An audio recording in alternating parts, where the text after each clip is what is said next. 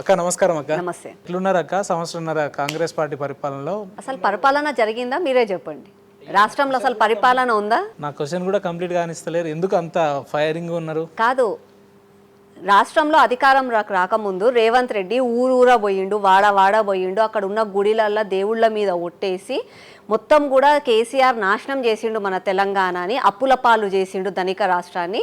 ఒకవేళ మీరు కాంగ్రెస్ పార్టీకి ఓటేస్తే 100 రోజులలో మీకు హామీ పూర్తి చేస్తా అని చెప్పిండు అన్నాడు. 100 రోజులు అయిపోయిందా? ఎన్ని రోజులు అయింది ఇప్పటికి? మళ్ళీ వాళ్ళంతా మంచిగా మూటలు ముళ్ళలు చదువుకొని రాహుల్ గాంధీకి ఇప్పటికీ 30 సార్లు 40 సార్లు పోయి ఢిల్లీలో ఇచ్చేసి వచ్చిండు. మళ్ళీ ఇక్కడ పేద ప్రజలకు ఇచ్చిన హామీలు ఎందుకు పూర్తి చేయట్లేదు? అసలు ప్రజాపాలన జరుగుతుందా, కన్ఫ్యూజన్ పాలన జరుగుతుందా, రాహుల్ గాంధీ పాలన జరుగుతుందా? మీరు ఒకసారి కాంగ్రెస్ వాళ్ళని అడగాలి. రాహుల్ గాంధీ గారిని వారు కలిస్తే తప్పే ఉంది అంటే వాళ్ళ పార్టీ హైకమాండ్ పార్టీ అధినేత కదా, పోయి కలిస్తే తప్పే ఉంది. రాహుల్ గాంధీని కలవడానికి మూటాముల్లా చదువుకొని ప్లేన్ టికెట్లు పెట్టుకొని అంటే ఆడికిడికి ఖర్చు పెట్టడానికి డబ్బులు ఉన్నాయి రేవంత్ రెడ్డికి. ఇక్కడ పేద ప్రజలకు ఇస్తా అన్న 2500 ఇవ్వడానికి డబ్బులు లేవు, 4000 రూపాయల పెన్షన్ ఇవ్వడానికి డబ్బులు లేవు, తులం బంగారంకి డబ్బులు లేవు, నిరుద్యోగ భృతికి డబ్బులు లేవు, రైతు రుణమాఫీకి డబ్బులు లేవు, కౌలు రైతులకు 15,000 రూపాయలకు డబ్బులు లేవు, ఉద్యోగస్తులకు జీతాలకు డబ్బులు లేవు. ఏడిస్తారు? మళ్ళీ వాళ్ళు ఎందుకు తీసుకుంటున్నారు జీతాలు? సంవత్సరం కాలం నుంచి రేవంత్ రెడ్డి జీతాలు ఎందుకు తీసుకుంటున్నారు? కార్లలో ఎందుకు తిరుగుతున్నారు? ఆయన ఇంకా కాన్వాయ్లు ఎందుకు పెట్టుకుంటున్నారు? ప్లేన్లు ఎందుకు తిరుగుతున్నాడు? హెలికాప్టర్లలో ఎందుకు తిరుగుతున్నారు? ఆయన ఓపెనింగ్ కి వస్తే డీజేలు ఎందుకు పెట్టుకొని వస్తున్నాడు? నీకైతే డబ్బులు ఉంటే బరాబర్ నీకు డబ్బులు వస్తాయి. పేద ప్రజలకు ఇచ్చిన హామీలు పూర్తి చేయాలంటే ఖజానా నిల్లు. అంటే ఏ ప్రభుత్వం అయినా కూడా 100% ఇచ్చిన హామీలను అమలు చేయడం సాధ్యమంటారా? అంటే మీరు రాజకీయ నేపథ్యంలో ఉన్నారు కాబట్టి అట్లాంటప్పుడు రాజకీయ నాయకుడివి నువ్వు రేపు ముఖ్యమంత్రి కావాలనుకొని ప్రజలల్లో పోయి నువ్వు హామీలు ఇచ్చేటప్పుడు, ప్రజలల్లో పోయి నువ్వు మాట్లాడేటప్పుడు, నువ్వు ఓటు అడిగేటప్పుడు నిజం చెప్పాలి. నీ దగ్గర డబ్బులు లేవు అన్న విషయం రేవంత్ రెడ్డికి తెలుసు. ఆల్రెడీ తెలంగాణ ప్రభుత్వంలో డబ్బులు లేవు, సున్నా. కాళేశ్వరం పేరు మీద ఉన్న డబ్బులన్నీ ఉన్న నిధులన్నీ దోచుకున్నారు కేటీఆర్ కేసీఆర్. కాబట్టి ఉద్యోగస్తులకు జీతాలు ఇవ్వడానికి నిధులు లేవు అన్న విషయం రేవంత్ రెడ్డికి తెలుసు. తెలిసినాక కూడా నీకు కళ్యాణ లక్ష్మికి నీకు 1,00,000 రూపాయలు కాదు తులం బంగారం ఇస్తామన్న తప్పుడు హామీలు ఎందుకు ఇచ్చినావు? ఎందుకు ఇస్తాను? ఎందుకు తప్పుడు హామీలు ఇచ్చినావు? 2,000 రూపాయల పెన్షన్ కేసీఆర్ ఇస్తుండు, నేను వస్తే 4,000 ఇస్తానన్నావు, ఎందుకు ఇయ్యలే? 15,000 ఇస్తా కౌలు రైతులకి ఇయ్యనన్ను, ఎందుకు ఇస్తలేవు? రుణమాఫీ 2 లక్షల రూపాయలు చేస్తా, ఇప్పుడు బ్యాంకులలోకి వెళ్ళి రుణమాఫీ తెచ్చుకోపోవని అన్నాడు, ఎందుకు ఇయ్యలే? నిరుద్యోగ భృతి 4,000 ఇస్తానన్నారు, ఎందుకు ఇయ్యలే? ఉద్యోగస్తులకు ఉద్యోగాలు ఇస్తానన్నాడు, ఎందుకు ఇయ్యలే? అంటే అవతల వ్యక్తుల నుంచి వస్తున్న వాదన ఏంటంటే దాదాపు 6.5-7 లక్షల కోట్ల అప్పు ఉంది, అంత ఉందని మాకు తెలియదు అని అంటారు వాళ్ళు. తెలియకపోతే నువ్వు హామీలు ఎట్లా ఇచ్చినావు? అసలు నువ్వు రాష్ట్ర అధ్యక్షుడు ఎట్లయినావు కాంగ్రెస్ పార్టీకి? కాంగ్రెస్ పార్టీ ఒక జాతీయ పార్టీ, అట్లాంటి పార్టీకి నువ్వు అధ్యక్షుడు అయ్యి నీకు అక్కడ ఎంత ఉంది, ఎంత ఫైనాన్స్ కండిషన్ ఉందో తెలియదు అని అంటే అసలు నిజంగా కూడా నువ్వు ముఖ్యమంత్రి అవ్వడానికి ఫిట్ ఉన్నావా? నిజంగా కూడా ముఖ్యమంత్రి అవ్వాల్సిన అవసరం నీకుందా?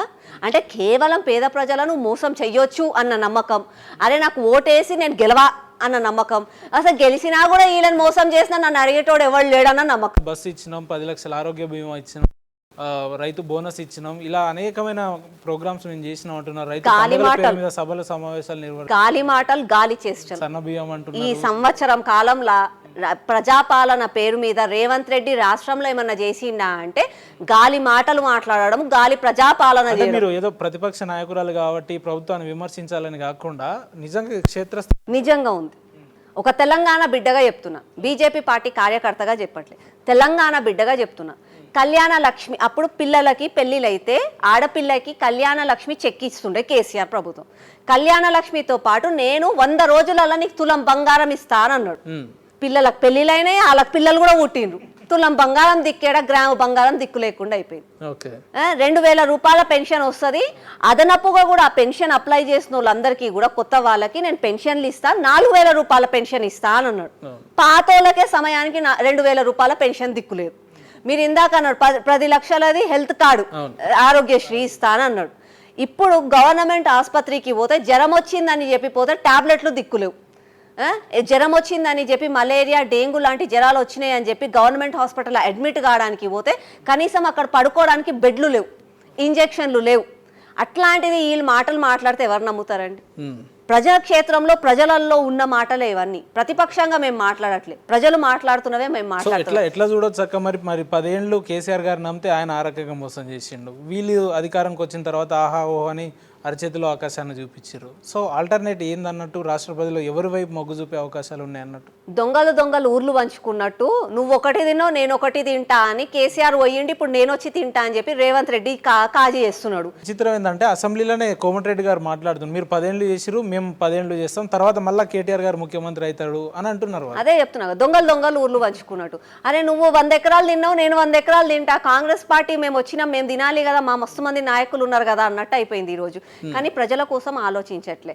కాబట్టి ఈ రోజు ప్రజలందరూ కూడా ఒక దృఢ సంకల్పంతో ఉన్నారు. రేపు రాబోయేది ఒకవేళ ఎలక్షన్స్ అయితే బీజేపీకి ఓటేయాలి. దానికి కారణం ఏంటంటే కేంద్రంలో బీజేపీ పార్టీ ఉంది. అంటే కేసీఆర్ వస్తాడు, మంచి పని అయితే నేను చేసిన అని చెప్తాడు, డప్పు కొట్టుకొని చెప్తాడు. మంచి పనులు ఏమైనా సరిగ్గా కాలేకపోతే కేంద్రం సహకరిస్తలేదు, నరేంద్ర మోదీ సహకరిస్తలేడని చెప్తాడు. రేవంత్ రెడ్డి కూడా సేమ్ అదే మాట. ఆయన నరేంద్ర మోదీని అన్నాడు ఫామ్ హౌస్కి వెళ్ళిపోయాడు. రేవంత్ రెడ్డి వచ్చిండు. రేవంత్ రెడ్డి వచ్చి సన్నబియ్యం ఇస్తే నేను ఇస్తున్నా అని చెప్పి బ్యాండ్ బాజా తోటి డీజేలు పెట్టుకొని ఓపెనింగ్లు చేసిండు రేషన్ షాప్లో. ఏదన్నా పని కాలేదు. మళ్ళీ నువ్వు తులం బంగారం ఎందుకు ఇస్తలేవు అని అడిగితే కేంద్రం ఇస్తలేదు, కేంద్రం సహకరిస్తలేదు. అంటే ఆ దొంగ అదే మాట, ఈ దొంగ అదే మాట. కొత్తగా ఏముంది మాకు? ఓట్లు వేసినాం కానీ ప్రజలల్లో మొహాలు మారినాయి కానీ ప్రజా పాలన అయితే మారలేదు. మెడలలో కండువాలు మారినాయి కానీ నాయకులు మారలేదు. కాబట్టి ఈ రోజు ఎలక్షన్స్ అయితే బీజేపీకి ఓటేస్తాం. ఈ రోజు ఎలక్షన్స్ అయితే బీజేపీని కావాలంటున్నారా? అదే కేంద్రంలో బీజేపీకి, రాష్ట్రంలో బీజేపీకి డబుల్ ఇంజన్ సర్కార్. రాష్ట్రంలో కూడా బీజేపీ ఉంటే అప్పుడు నరేంద్ర మోదీని అనే ఛాన్స్ ఉండదు కదా. కేంద్రంలో ఎట్లయినా బీజేపీనే ఉంటుంది. కాబట్టి రాష్ట్రంలో కూడా బీజేపీ తెచ్చుకుందాం.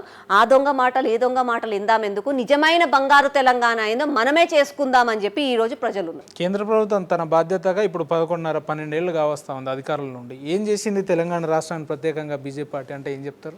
బీజేపీ పార్టీ ప్రత్యేకంగా తెలంగాణకు చెయ్యంది ఏంది అని అంటే సమాధానం కేసీఆర్ దగ్గర ఉందా, రేవంత్ రెడ్డి దగ్గర ఉందా, కేటీఆర్ దగ్గర ఉందా? కేవలం అబద్ధాలు, డైవర్షన్ పాలిటిక్స్ మాత్రమే. కేంద్రము ఏ కేంద్రంలో ఎవరు అధికారంలో ఉన్నా ఈ రోజు టీఆర్ఎస్ ప్రభుత్వంలో 30 మెడికల్ కళాశాలలు కట్టిస్తే ఆ 30 మెడికల్ కాలేజీలకు ₹1 కూడా ఇవ్వలేదు. లేదంటే ఇట్లా చెప్పుకుంటా పోతే కేంద్రం నుంచి రావాల్సిన మనకు ఏదైతే నిధులు అయితే ఉన్నాయో అవన్నీ కూడా డోకా ఇచ్చింది కేంద్ర ప్రభుత్వం అని మాట్లాడతారు. నేను ఒక జీహెచ్ఎంసీ కార్పొరేటర్గా చెప్తున్నా, 15th ఫైనాన్స్ కమిషన్ ద్వారా మున్సిపాలిటీలకి సర్పంచ్ విషయాలలో కానీ డెవలప్ చేయడానికి అని చెప్పి నిధులు పంపిస్తుంది కేంద్రం. ఆ పంపించిన నిధులు ఇప్పటి వరకు ఏమైనాయి అని అంటే సమాధానం లేదు. ఎక్కడికి పోతున్నాయి అంటే సమాధానం లేదు. అప్పుడు సిరిసిల్లకైనా పంపించిండు, ఇప్పుడు ఈయన ఓల్డ్ సిటీకి పంపిస్తుండు. ఓల్డ్ సిటీకి పంపిస్తుండా, కొడంగల్ పంపిస్తాడో ఓల్డ్ సిటీకి పంపిస్తాడో ఇక వాళ్ళకే తెలుసు. ఇక ఎంఐఎం వాళ్ళు దోస్తులే అంటే బాగా కాన్సన్ట్రేషన్ ఎక్కువ ఉన్నట్టుంది బీజేపీ వాళ్ళకి. ఎందుకక్క అంటే నేను అన్నది కాదు, న్యూస్ పేపర్లలో మీడియాలలో కూడా వచ్చింది.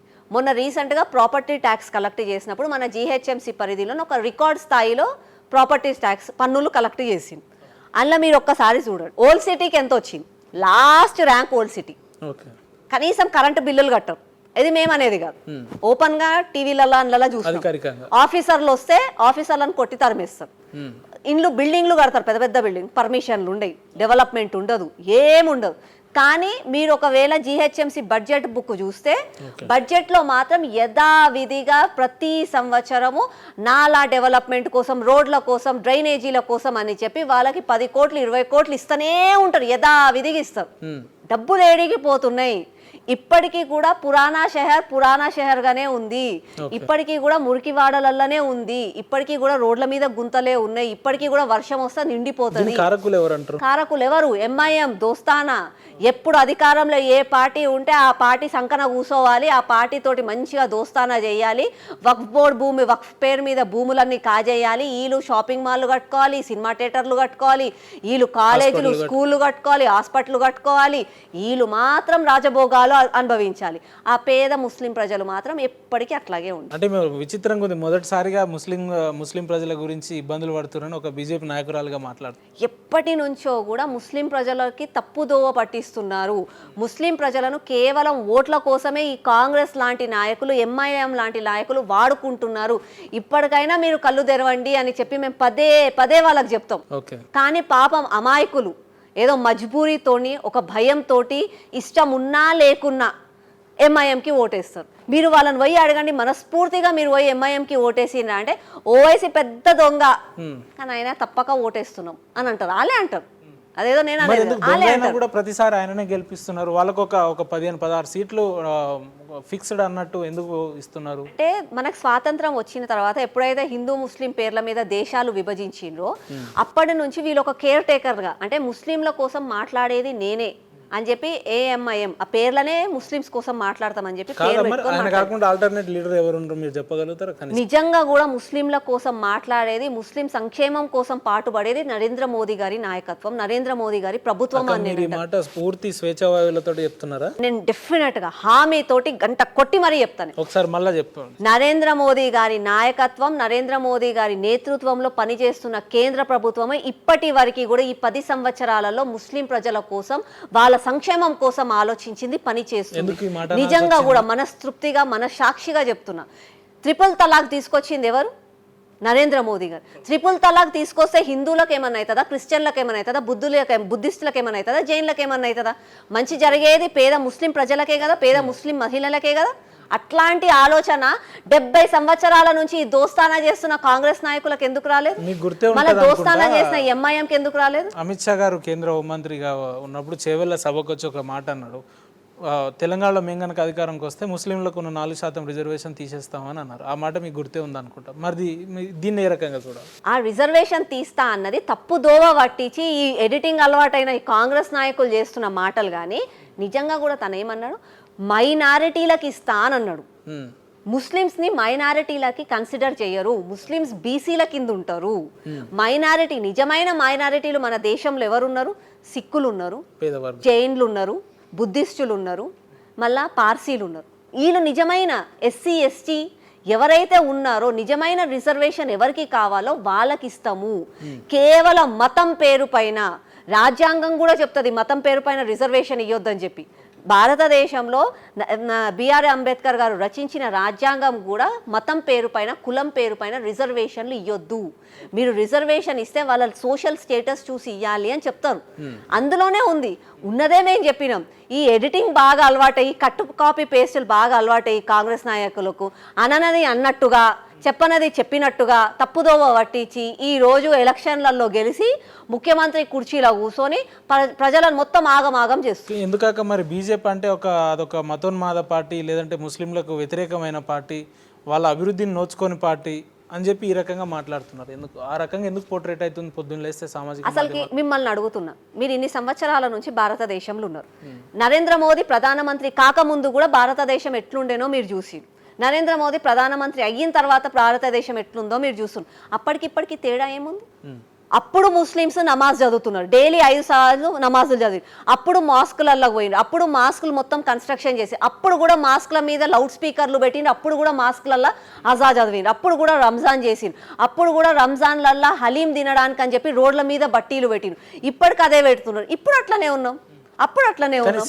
తేడా ఏమైంది? వీటిలో ఈ రకంగా చట్టాలను తీసుకురావడంలో అంతరార్థం ఏంటి బీజేపీ? చట్టాలు తీసుకురావడం అంటే చట్టాల సవరణ చేస్తున్నారు. ఉన్న చట్టాలు అప్పుడు ఎవరైతే ఓటు బ్యాంక్ పాలిటిక్స్ కోసం, అపీజ్మెంట్ పాలిటిక్స్ కోసం ముస్లిం ప్రజలను, పేద ముస్లిం ప్రజలతో పాటు భారతదేశంలో ఉన్న వాళ్ళందరినీ కూడా మోసం చేసిండ్రో అట్లాంటి కాంగ్రెస్ నాయకులు చేసిన తప్పులను ఇప్పుడు మేము సవరిస్తున్నాము. 370 ఆర్టికల్ పెట్టాల్సి వచ్చింది అని అప్పట్లో చెప్పిండ్రు స్వాతంత్రం. అప్పుడు 370 ఆర్టికల్ పెట్టిన తర్వాత కూడా కాశ్మీర్ మన భాగమే కాదు, కాశ్మీర్ వేరే దేశం, మనం వేరే దేశం, దానికి వేరే జెండా, మనకి వేరే జెండా అన్నట్టుగానే ఇన్ని రోజులు బ్రతికినాం. కాబట్టి ఆ సవరణ తీసేసి సవరణ చేసి భారతదేశంలో ఒక అంగం కాశ్మీర్, భారతదేశంలో కాశ్మీర్ వాళ్ళు కూడా ఒక భాగం, వాళ్ళు కూడా మన వాళ్ళే అని చెప్పి తీసుకొచ్చిన చట్టమే 370 ఆర్టికల్. దాని తర్వాత సిఏఏ గురించి మీరు అన్నారు. సిఏఏ గురించి అంటే బార్డర్లు దాటి పాకిస్తానోడు, బంగ్లాదేశీ వాడు వచ్చి మన దగ్గర కూర్చొని మన ఆధార్ కార్డు, మన రేషన్ కార్డు తీసుకొని మన తిండి తింటూ, మన గాలి పీల్చుకుంటూ, మన మధ్యలో ఉంటూ మనకే ద్రోహం చేస్తున్నారు. కాబట్టి సిఏఏ అన్న చట్టం తీసుకొచ్చింది.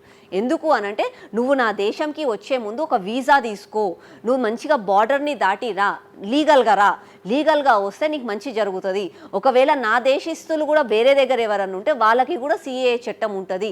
అట్లా చట్టం తీసుకొస్తే ఉన్న వాళ్ళు టెర్రరిస్టులా కాదా, నా వాళ్ళ లేకపోతే ద్రోహులా అని చెప్పి తెలుస్తుంది అని చెప్పి అంటున్నాము. అంటే ఇప్పుడు తప్పేముంది అందులో? 11 ఏళ్ల కాలంలో ఎంతమంది టెర్రరిస్టులను చూసినాం మనం భారతదేశంలో అని అంటే, ఇక్కడ నివసించి ఈ దేశానికి జయగొట్టకుండా ఉన్న పాకిస్తాన్ ఎంతమందిని చూడలేదు? ఎంతమందిని చూడలేదు మీరు? ఏ రోజన్నా ఇండియా పాకిస్తాన్ మ్యాచ్ అయితే బయటకు పోయి చూడండి మీరు. ఓకే, పాకిస్తాన్ జిందాబాద్ అనే వాళ్ళు ఎంతమంది ఉన్నారు? ఓపెన్ గా ఉన్నారు కదా, కాంగ్రెస్ నాయకులే పాకిస్తాన్ జిందాబాద్ అంటున్నారు. అక్కడెక్కడో జరిగిందని మనం వినేవాళ్ళం, కానీ మన హైదరాబాద్ ప్రాంతం లాంటి ఇలాంటి సంఘటనలు లేవు కదా మరి.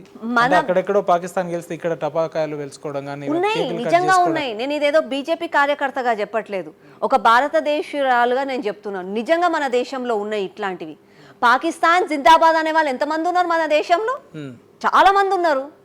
అరే మన దగ్గర ఉంటూ మన తిండి తినుకుంటూ మనతోటే మాట్లాడుకుంటూ పొద్దున్న లేసి పాకిస్తాన్ జిందాబాద్ అని అంటారు. అట్లాంటి వాళ్ళు నిజంగా కూడా మన దేశంలో ఉండాలా? 11 ఏళ్ల నుంచి బీజేపీ అధికారం, అందుకే కదా వెళ్ళిపోమంటున్నాం కదా. వాళ్ళని నీకు మన దేశం నచ్చదు, మన దేశ ప్రధాని నచ్చడు, మన దేశంలో ఉన్న వ్యక్తులు నచ్చరు, మన దేశ ధర్మం నచ్చదు నీకు. అట్లాంటప్పుడు నువ్వు దేశంలో ఎందుకు ఉంటున్నావు? మూటా ముల్లా చదువుకొని వెళ్ళిపో, రేపే పోరు. ఈడనే ఉంటారు, ఈడనే తింటారు, ఈడనే బ్రతుకుతారు, మళ్ళా పొద్దున్న లేసి మన మీద విషంగా చిమ్ముతారు.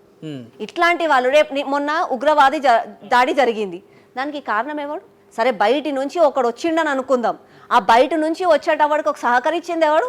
మనోడే కదా, మన భారతదేశంలో ఉన్నోడే కదా. ఫస్ట్ ఆఫ్ ఆల్ అట్లాంటి వాళ్ళని చంపాలి కదా, ఫస్ట్ అట్లాంటి వాళ్ళని తరిమి కొట్టాలి కదా. మళ్ళీ అట్లాంటి వాళ్ళని ఎవరు పెంచుతున్నారు? అంటే ఇది బీజేపీ యొక్క వైఫల్యం కాదంటారా? అంటే యథేచ్ఛగా ఒక బార్డర్ దాటి లేదంటే విజిటర్స్ని ఈ రకంగా చంపుతున్నారు ఉగ్రవాదులు అని అంటే, దీన్ని ఎవరి లోపం ఉందంటారు, ఎవరి వైఫల్యం ఉందంటారు? గత 70 సంవత్సరాలు స్వాతంత్రం వచ్చిన తర్వాత మతం పేరు పైన దేశాన్ని విభజించిన వాళ్ళ తప్పిది అని నేను అంటాను. విభజించిన తర్వాత క్లారిటీ లేకుండా కూడా దేశ ప్రజలను ఇప్పటికీ కూడా ఓట్ బ్యాంకు కోసం వాడుకుంటున్న వాళ్ళది అని నేను అంటాను. ఆ రోజు నెహ్రూ హిందూ ముస్లిం పేర్ల మీద దేశాన్ని విభజించినప్పుడు వాళ్ళకున్న క్లారిటీ మన దేశానికి ఎందుకు క్లారిటీ ఇవ్వలేదు? మళ్ళీ మన దేశంలో ఎందుకు వక్ఫ్ బోర్డ్ చట్టము, నువ్వు ఏదంటే ఆ భూమి నీది అని అంటే నీకే ఇచ్చేస్తా అని నెహ్రూ ఎందుకు చెప్పిండు ఆ రోజు? మళ్ళీ ఆ రోజు హిందువులకు ఎందుకు చెప్పలే అది? ఆ రోజు నీ ఇస్లామిక్ కోసం అని చెప్పి నువ్వు మద్రాసాలలో నువ్వు చదివించుకో, నువ్వు వ్యతిరేకంగా మాట్లాడు, ఏం కాదు, అదే సనాతన ధర్మం గురించి మాత్రం మాట్లాడొద్దు అని ఎందుకు చెప్పిండు నెహ్రూ? మళ్ళీ ఆ రోజు ఎందుకు ఈ విభజించిన పాలిటిక్స్ చేసిండు? ఆ రోజు ఆయన కూడా క్లారిటీ తోటి ఉండి ఆ రోజు మన దేశ ప్రజలకు ఒక క్లారిటీ ఇచ్చి ఉంటే అయిపోయేది. ఇప్పటికీ కూడా కన్ఫ్యూజన్ లోనే ఉన్నాం. నిజంగా చెప్తున్నా, ఇప్పటికీ కూడా కన్ఫ్యూజన్ లో మనం బ్రతకడానికి కారణం ఈ నెహ్రూ, ఇందిరాగాంధీ, వీళ్ళ డైవర్షన్ పాలిటిక్స్. వాళ్ళకే క్లారిటీ లేకుండా సగం అటు సగం ఇటు అనుకుంటా, కాళ్ళటు కాళ్ళటు సైకిల్ స్టాండ్ లాగా అక్కడిక్కడ వండుకుంటా దేశ ప్రజలని ఇప్పటికీ కూడా అయోమయం చేస్తున్నారు. ఆ రోజు మతం పేరు పైన మాట్లాడి విభజించిండు, ఈ రోజు కులం పేరు పైన. ఇప్పుడు కొత్తగా కులగణన పేరు తీసుకొస్తున్నాడు ఈయన రాహుల్ గాంధీ. మళ్ళీ ఇన్ని రోజులు అధికారంలో ఉన్నప్పుడు ఏడికి పోయింది కులం? అధికారంలో ఉన్న వాళ్ళకి ఆ రోజు కులం గుర్తురాలే? ఆయన అధికారంలో కాంగ్రెస్ పార్టీ ఉన్నప్పుడే కశ్మీర్ పండితులను చంపిండు, మళ్ళీ ఆ రోజు కశ్మీర్ పండితుల కులం గుర్తుకు రాలే? ఆ రోజు ఎందుకు గుర్తుకు రాలే?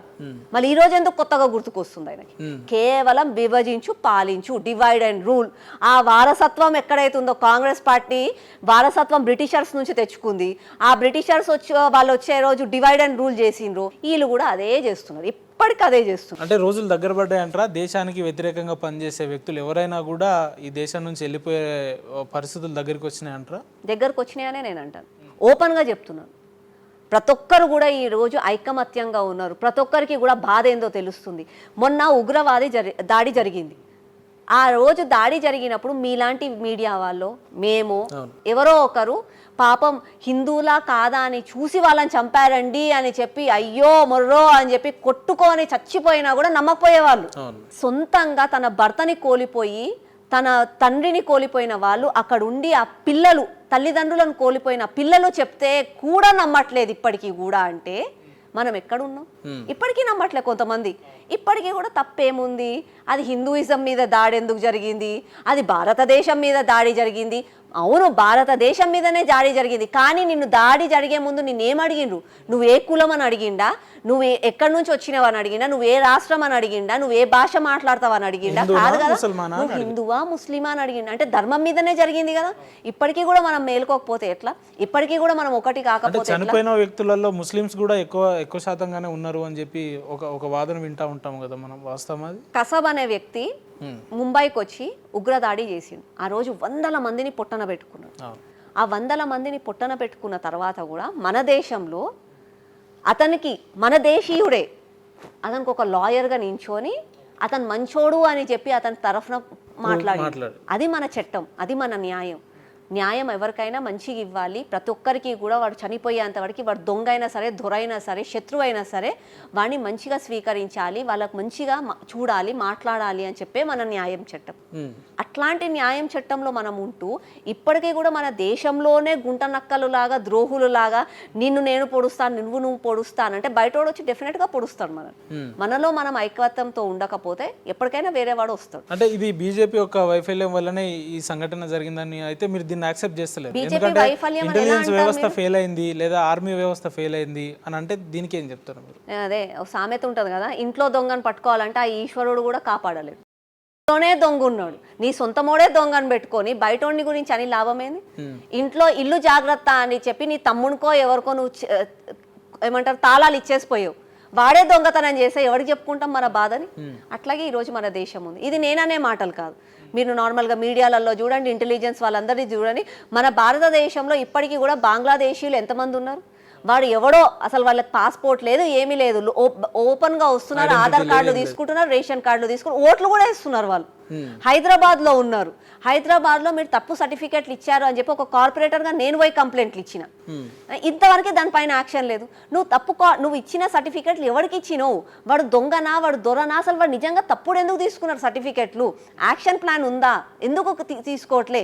దేశం నాది ఒక్కదాందే కాదు, రాష్ట్రం నాది ఒక్కదాందే కాదు కదా, కాంగ్రెస్ నాయకులు ఉన్నారు, బీజేపీ వాళ్ళు ఉన్నారు, టీఆర్ఎస్ వాళ్ళు ఉన్నారు, ఎంఐఎం వాళ్ళు ఉన్నారు, అందరూ ఉన్నారు దేశంలో. మళ్ళీ ఎందుకు వాళ్ళు పట్టించుకోవట్లేదు? ఇందాక మీరు అన్నారు కొంతమంది ముస్లిమ్స్ కూడా చనిపోతారు కదా అని చెప్పి. టెర్రరిస్ట్ వస్తాడు, వాడు వచ్చి గన్ను పట్టుకొని చంపే ముందు ఆ బుల్లెట్ మీద ఈ బుల్లెట్ పోయి కేవలం హిందూకే తగలాలి అని రాసి ఉండదు కదా. వాడు షూట్ చేసినప్పుడు అందరినీ షూట్ చేస్తాడు. వాడు అందులో హిందువులు చచ్చిపోతారు,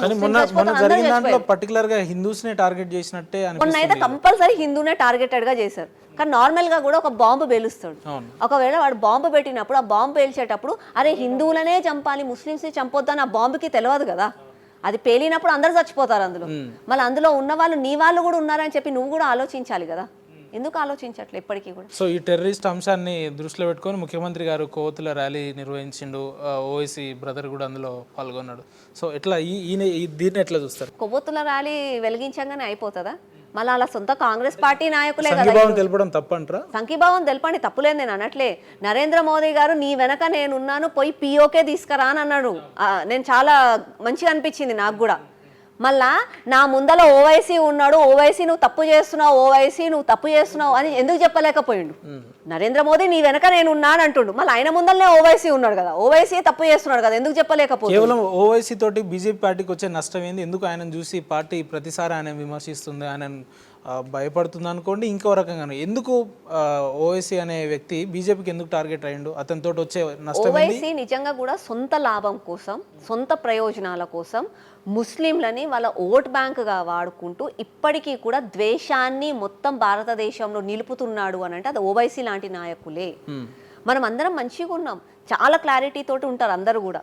ఇప్పుడు నేను కూడా ముస్లిమ్స్నే కలుస్తాను, వాళ్ళు ఉంటారు, మంచి మాట్లాడతారు, మా ఇంటికి వస్తారు. నా డివిజన్లో ముస్లిమ్స్ ఉన్నారు, పోతే కంప్లైంట్స్ చెప్తారు, బాగున్నారా అంటారు, నేను బాగున్నాను అని అంటాను. రంజాన్ కి వాళ్ళు కూడా వస్తారు, నా టేబుల్ మీద కూర్చొని ఉంటారు, నేను వాళ్ళ ఇంటికి వెళ్తాను. నిజంగా వస్తారు. మీరు కావాలంటే నా పాస్ట్ లో ఉన్న రికార్డులు చూసుకోండి, నా ఫేస్బుక్లలో చూసుకోండి, నా వీడియోస్ చూసుకోండి. నేను ఎప్పుడన్నా ప్రోగ్రామ్స్కి వెళ్ళినప్పుడు నా వెంబడి ముస్లిమ్స్ ఉంటారా లేదా చూడండి. ఉంటారు, ఎందుకు ఉండరు? బరాబర్ ఉంటారు. వాళ్ళు కూడా నా సోదరులే, సోదర భావంతో ఉంటే వాళ్ళు కూడా ఉంటారు. కానీ రజాకార్ చరిత్రతోటి, రజాకార్ వారసులలాగా కేవలము వీళ్ళని చంపాలి, కేవలం వీళ్ళని వేధించాలి, కేవలం వీళ్ళని వ్యతిరేకించాలి అన్న ఆలోచనలతోటి ఎవరైతే ఉన్నారో ఈ ఎంఐఎం లాంటి నాయకులు, వాళ్ళకి మేము వ్యతిరేకం. ఉన్నాడా ఓవైసీ ఈ రకమైన మీరు చెప్పే చర్యలు ఎప్పుడైనా కంప్లీట్ గా ఎప్పుడు వ్యతిరేకి? రజాకార్ అనే పెద్ద మాట ఎందుకు మాట్లాడాలి? నిజంగా రజాకార్ వారసులే. నేను అనడం ఏముంది, వికీపీడియాలో కొట్టినా దొరుకుతుంది అది. నేను అనేది ఏముంది?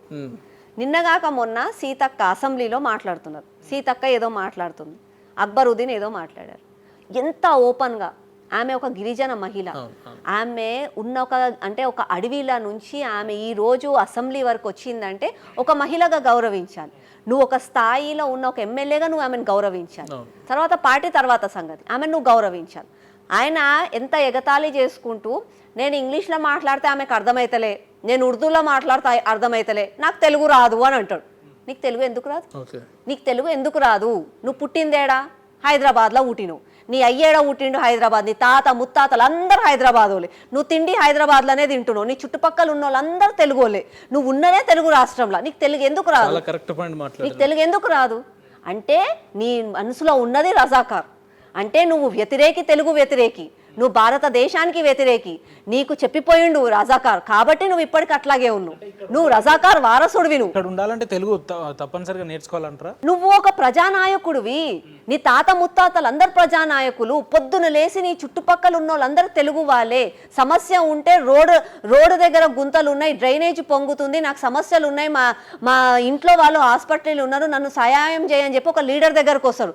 లీడర్ దగ్గరకు వచ్చే ప్రజలు ఉర్దూ నేర్చుకొని రావాలా? ఇంగ్లీష్ నేర్చుకొని రావాలా? నీకు వాళ్ళ సొంత లాంగ్వేజ్ నీకు ఎందుకు రాదు? తెలుగు ఎందుకు రాదు? లెక్కన చూసుకుంటే మన ఇండియా ఫస్ట్ లాంగ్వేజ్ ఏదాకా? మన భారతదేశంలో హిందీ మాట్లాడతాము. మరి అందరికి హిందీ రాదు కదా? హిందీ రాకున్నా కూడా నేర్చుకోవాలి అని ఎందుకో చెప్తామంటే, భారతదేశం అన్నది కులానికి, మతానికి, భాషకి, మొత్తానికి అన్నిటికీ యూనిటీ ఇన్ డైవర్సిటీ లాగా ప్రతి ఒక్కరం కలిసి ఒక దగ్గర ఉంటున్నాం. కాబట్టి ఒక భాష ఉంటే మాట్లాడడానికి ఈజీగా అవుతుంది అని చెప్పి నేర్చుకున్నాను. నేను మాట్లాడతాను, హిందీ మాట్లాడతాను. మళ్ళా ఇదే మీరు అన్నదే ఇంకొకటి చెప్తున్నాను. ఇంగ్లీష్ ఎందుకు నేర్చుకుంటూ? ఓవైసీ ఏమన్నా లండన్లో పుట్టిండా? లండన్లో పుట్టి పెరిగిండా? లేకపోతే ఆడ తింటున్నాడా? కాదు కదా, హైదరాబాద్లోనే ఉన్నాడు కదా. అలా అయ్యాడన్న లండన్కి వెళ్ళి వచ్చిండా? ఇంగ్లీష్ ఎందుకు వచ్చింది నీకు అంటే బరాబర్ ఇంగ్లీష్ నేర్చుకుంటావు. దేశంలో బతకాలి, ప్రపంచంలో బతకాలి, నీ మాటలు ప్రతి ఒక్కరు వినాలి, నువ్వు లీడర్ లాగా ఉండాలి, నువ్వు స్టైలిష్గా ఉండాలంటే ఇంగ్లీష్ నేర్చుకుంటావు. అంటే తెలుగు అంటే నీకు అంత నాముషి అయిపోయింది. ఓవైసీ బ్రదర్స్ పేరు చెప్పగానే ఏదో పూనకం వచ్చినట్టు ఇంత వైల్డ్ గా. పూనకం ఏమీ లేదండి. హైదరాబాద్లో పుట్టి పెరిగిన చరిత్ర విన్నాం, నిజాంల చరిత్ర విన్నా, చరిత్ర ఒకప్పుడు విన్నా, పుస్తకాలలో చదివినా, ఈరోజు లైవ్గా చూస్తున్నా. చరిత్రలో మీరు కూడా చదివి ఉండొచ్చు. మొఘలైలు మన భారతదేశంకి వచ్చినప్పుడు నీ ధర్మం ఏందో తెలుసుకొని నిన్ను చంపిరు, నీ గుడిని విధ్వంసం చేసిండ్రు, నీ గుడిలను కూలగొట్టిండ్రు, మహిళలను అన్నింటిని చెయ్యరాని పనులు చేసిండ్రు వాళ్ళు అని చెప్పి విన్నాం. రజాకార్ల గురించి కూడా విన్నాం. చరిత్ర చెప్తుంది, చాకలి ఐలమ్మ వాళ్ళ చరిత్ర చెప్తే విన్నాం మనం. అరే మహిళలను బతుకమ్మ ఆడుతుంటే చాలా ఘోరంగా బట్టలిప్పి వాళ్ళని అవమానపరిచింది విన్నాం. మళ్ళీ వీళ్ళేం చేస్తుండ్రు ఇవాళ? ఓవైసీ ఏం చేస్తుండ్రు ఇవాళ? మహిళా రిజర్వేషన్ బిల్ మీరు వక్ఫ్ బోర్డుది పక్కన పెట్టండి, సిఏ పక్కన పెట్టండి, ట్రిపుల్ తలాక్ పక్కన పెట్టండి. సరే వాళ్ళ కులం కోసం, వాళ్ళ మతం కోసం ఉంది అని అనుకున్నాం. మహిళల కోసం రిజర్వేషన్ బిల్లు పాస్ చేసిండు నరేంద్ర మోదీ గారు. పార్లమెంట్ సాక్షిగా మీరు చూసుకోండి, పార్లమెంట్ సాక్షిగా అందరూ కూడా దానికి ఆమోదం పలికిండ్రు. కేవలం ఇద్దరు ఎంపీలు, ఎంఐఎం ఎంపీలు. ఎందుకు ఆమోదం పలకలే అంటే మహిళల సారికత వీళ్ళకొద్దా, మహిళలు ముందుకు సాగొద్దా? అరే విమెన్స్ గురించి కూడా, మహిళల గురించి కూడా నువ్వు రిజర్వేషన్ గురించి నువ్వు చేతులు ఎత్తావా? మహిళల రిజర్వేషన్, మహిళలు ముందుకు పోతే నీకు కూడా మంచిదే కదా, నువ్వెందుకు మాట్లాడవు? మహిళలని రెచ్చగొడతారు వీళ్ళు, ఎంఐఎం లీడర్. పేద మహిళలను రెచ్చగొడతారు, వాళ్ళని పాపం చంటి పిల్లలను ఎత్తుకొని వాళ్ళని ఇంటి రోడ్లపైకి రమ్మని చేస్తారు. ఇలా సొంత భార్యలు ఎందుకు బయటికి రారు? ఇంతవరకు అలా మొహాలు చూసిండ్రా మీరన్నా, నేనన్నా? కనీసం ఎట్లుంటారు ఫోటోలు కూడా తెలియదు. మళ్ళీ వీళ్ళు ఎందుకు బయటికి రారు? ఆ పేద మహిళలను ఎందుకు బయటికి తీసుకొస్తారు? ఆ పేద మహిళలను ఎందుకు రెచ్చగొడతారు? అంటే వాళ్ళ జీవితాలు అయితే నీకు లెక్కలేదా? నీ జీవితం అయితే నీకు ముఖ్యం. అందుకని నాకు వీళ్ళంటే కోపం. క్లారిటీతో ఉండాలి. బాయ్చారా అని అంటాడు, దోస్తానా చేస్తాం మేము అని అంటాడు. ఏం దోస్తానా చేస్తున్నావు? ఏడ దోస్తానా చేస్తున్నావు? అది తప్పు అని నేను అంట. మాట్లాడితే బీజేపీ గురించి వ్యతిరేకంగా మాట్లాడతాడు. బీజేపీ అధికారంలోకి వచ్చినాక నీకేం లాస్ అయింది? నీకేం నష్టం చేసింది బీజేపీ చేస్తున్న సంక్షేమ పథకాలలో ముస్లిమ్స్కి తీసుకుంటలేరా? ముస్లిమ్స్ స్వీకరిస్తలేరా? దాంట్లో బీజేపీ ఎంఎస్ఎంఈ లోన్స్ ఇస్తే ముస్లిమ్స్ లోన్స్ తీసుకుంటలేరా? బీజేపీ ఎయిమ్స్ హాస్పిటల్ కడితే అందులో ముస్లిమ్స్ పోయి చికిత్స చేయించుకుంటలేరా? బీజేపీ రోడ్లు వేస్తే ముస్లింలు దాని మీద తిరుగుతలేరా? నరేంద్ర మోదీ గారు ఎయిర్పోర్ట్లు కట్టిస్తే వీళ్ళు పోయి ఎయిర్పోర్ట్లలో ప్లేన్లెక్కి దుబాయ్కి ఆడిడికి పోతలేరా? రైల్వే స్టేషన్లు నిర్మిస్తే, రైల్వే ట్రాక్లు అన్ని కట్టిపిస్తే, వందే భారత్ ట్రైన్లు పెడితే నువ్వు ఆ ట్రైన్లు ఎక్కి నువ్వు ఊర్లోకి పోతలేవా? మేము పోవద్దని చెప్తున్నామా? మేము నీ మొహం చూసి నీకు బొట్టు పెడుతున్నామా? కాదు కదా. మేము క్లారిటీతో ఉన్నాం, మేము మంచిగా ఉన్నాం. మిమ్మల్ని అయోమయం చేస్తున్నారు ఈ ఎంఐఎం లాంటి నాయకులు. దయచేసి ప్రజలు తెలుసుకోవాలి, ప్రజలు మేలుకోవాలి. ఇప్పుడు ఓవైసీ బ్రదర్స్ బీఆర్ఎస్ 10 ఏళ్ళ అధికారంలో ఉన్నప్పుడు వాళ్ళతో కలిసి ఉన్నారు, ఇప్పుడు కాంగ్రెస్ అధికారంలో ఉంది, వీళ్ళతో కలిసి ఉన్నారు. ఫర్దర్ గా అప్కమింగ్ డేస్ లో బీజేపీ వచ్చింది అనుకో, బీజేపీతో కలిసి ఉంటారా? ప్రస్తుతానికి మీరు హిస్టరీ చూసుకోండి, ఎంఐఎం వాళ్ళది ఇప్పుడు కాదు, ఈ ఇద్దరు కాదు, ఈ బ్రదర్స్ కాకుండా వాళ్ళ తాత ముత్తాతల దగ్గర నుంచి కూడా కాంగ్రెస్ అధికారంలో ఉంటే కాంగ్రెస్లో ఉంటారు, ఏ పార్టీ టీడీపీ అధికారంలోకి వస్తే టీడీపీకి, టీఆర్ఎస్ వస్తే టీఆర్ఎస్కి, మళ్ళీ దాని తర్వాత కాంగ్రెస్ వస్తే మళ్ళీ కాంగ్రెస్కి, ఎప్పుడు అధికారంలోనే ఉంటారు. ఇంకొకటి చెప్పు, ఎప్పుడు అధికారంలోనే ఉంటారా? ఎన్ని సంవత్సరాల నుంచి ఉన్నారు? ఒక 40 సంవత్సరాల నుంచి వాళ్ళు అధికారంలోనే ఉంటారు. అక్క మీరు క్వశ్చన్ దాటి నేను లేదు చెప్తా, I will answer that question also. సొంత ఏరియాలో చాంద్రాయన్ గుట్ట ఓల్డ్ సిటీలో 40-50 సంవత్సరాల నుంచి ఆలే గెలుస్తున్నారు, ఆలే ఎంపీలు అవుతారు, ఆలే ఎమ్మెల్యేలు అవుతారు, మళ్ళా ఎప్పుడు కూడా అధికారం పార్టీతోటి దోస్తానా చేస్తారు. కానీ అయినా ఇప్పటికి కూడా చాంద్రాయన్ గుట్ట ఓల్డ్ సిటీ ఎందుకు మురికివాడలాగానే ఉంది? ఇప్పటికీ కూడా ఆడ ఫ్లైఓవర్లు ఎందుకు లేవు, షాపింగ్ మాల్స్ ఎందుకు లేవు, సినిమా థియేటర్లు ఎందుకు లేవు, సాఫ్ట్వేర్ కంపెనీలు ఎందుకు లేవు? అడవిలాగా ఉన్న కొండాపూర్ ఈరోజు పెద్ద హైటెక్ సిటీగా, పెద్ద న్యూయార్క్ సిటీ లాగా మారిపోయింది. ఒకప్పుడు అడిగి పోవాలంటే మనం భయపడేవాళ్ళం. అట్లాంటిది ఓల్డ్ సిటీ ఎందుకు ఇంకా ఓల్డ్ సిటీ లాగానే ఉంది? మళ్ళీ నీకు అధికారం ఉండి నువ్వు ఏం చేస్తున్నావు? నువ్వు ధమ్కీలు ఇస్తావు, మొత్తం మాట్లాడతావు, రౌడీజం చేస్తావు. ఎంఐఎం లీడర్లు అరే అధికారులనే లెక్క చేయరు, ప్రధానమంత్రిని లెక్క చేయరు, ముఖ్యమంత్రిని లెక్క చేయరు, నివర్తాలను తిడతారు. 10-15 నిమిషాలు సమయం ఇస్తే అందరిని చంపేస్తామని అంటారు. మళ్ళీ అట్లాంటోడివి నువ్వు నీ రోడ్లు ఎందుకు వేసుకోలే, నువ్వు డ్రైనేజ్ సిస్టమ్ ఎందుకు చేసుకోలే, నీ ప్రజలకి ఎందుకు మంచి ఉద్యోగాలు ఇవ్వలేకపోయినావు, వాళ్ళ కోసం డబుల్ బెడ్రూమ్ ఇండ్లు ఎందుకు కట్టియలేకపోయినావు, ఎందుకు చేయలేకపోయినావు అంటే దీన్ని బట్టి నీకు అర్థమైపోతుంది కదా, కేవలం వాళ్ళని ఓట్ల కోసం వాడుకోవాలి. మరి ఎందుకు వాళ్ళని చైతన్యం రావట్లేదు? వాళ్ళని ఎదగనివ్వట్లేదు కదా. వాళ్ళని ఎక్కడ చదువుకొనిస్తున్నారు, వాళ్ళని ఎక్కడ ఎదగనిస్తున్నారు? ఒక్క చిన్న చిన్న రూమ్లు ఉంటాయి, ఆ ఒక్క చిన్న చిన్న రూమ్లో 10-15 మంది బ్రతుకుతారు. ఆ 10-15 మంది ఉండాలి, వాళ్ళకు ఒక మంచి లైఫ్ స్టైల్ ఉండదు, చదువు ఉండదు, ఎడ్యుకేషన్ ఉండదు, కాలేజ్ ఉండదు, ఏముండదు, డబ్బులు ఉండవు. తండ్రి 10-15 మందిని ఏడ పోషిస్తాడు? కొంచెం చిన్న ఒక ఏజ్ రాగానే పోయి ఎక్కడనో ఒక దగ్గర కూలి పని చేసుకోని పంపిస్తారు. వాళ్ళు ఏం తయారవుతున్నారు? మెకానిక్ లాగా తయారవుతారు, బండ్ల దగ్గర, కూరగాయల బండ్ల, చిన్న చిన్న ఉద్యోగాలు చేసుకుంటున్నారు. వాళ్ళకేంది ఆ రోజు ఆ పూట వెళ్తే చాలు కదా అని అనుకుంటారు. తర్వాత ఇట్లాంటి ఎంఐఎం లీడర్లు వచ్చి రెచ్చగొడతారు వాళ్ళని. అదే మబ్బులో ఉంటున్నారు, అదే మాయలో ఉంటున్నారు వాళ్ళు.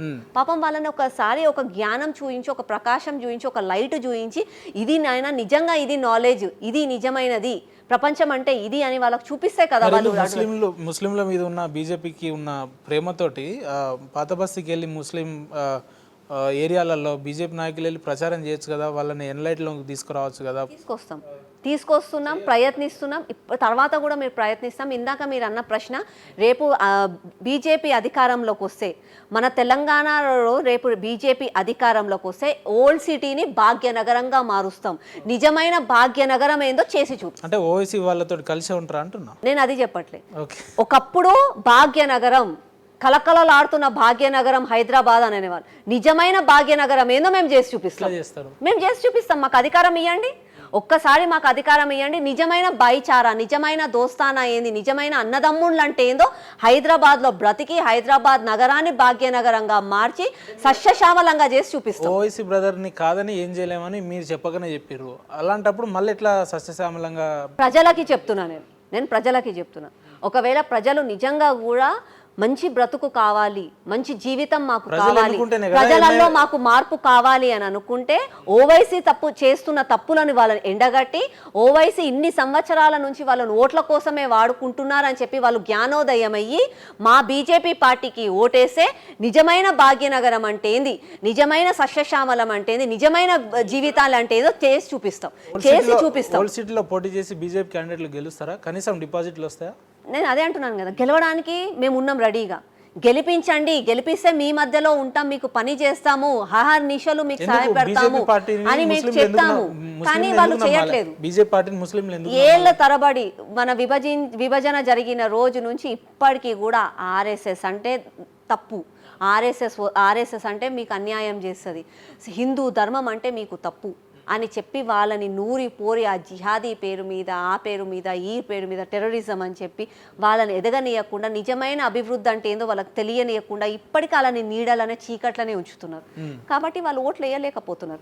వాళ్ళు రావాలి బయటికి. 350 మంది పాకిస్తానీలు ఉన్నారంట. అవును, వాళ్ళు చెప్పారు, మీడియాలో వచ్చింది. అవును. సో ఎట్లా రియాక్ట్ అవుతున్నారు? 300 మంది మన హైదరాబాద్లో, అది కూడా మన చార్మినార్ ప్రాంతంలో ఉన్నారు అని అంటే ఎట్లా, ఏమనాలి? దీన్ని మార్పు రావాల్సిందే.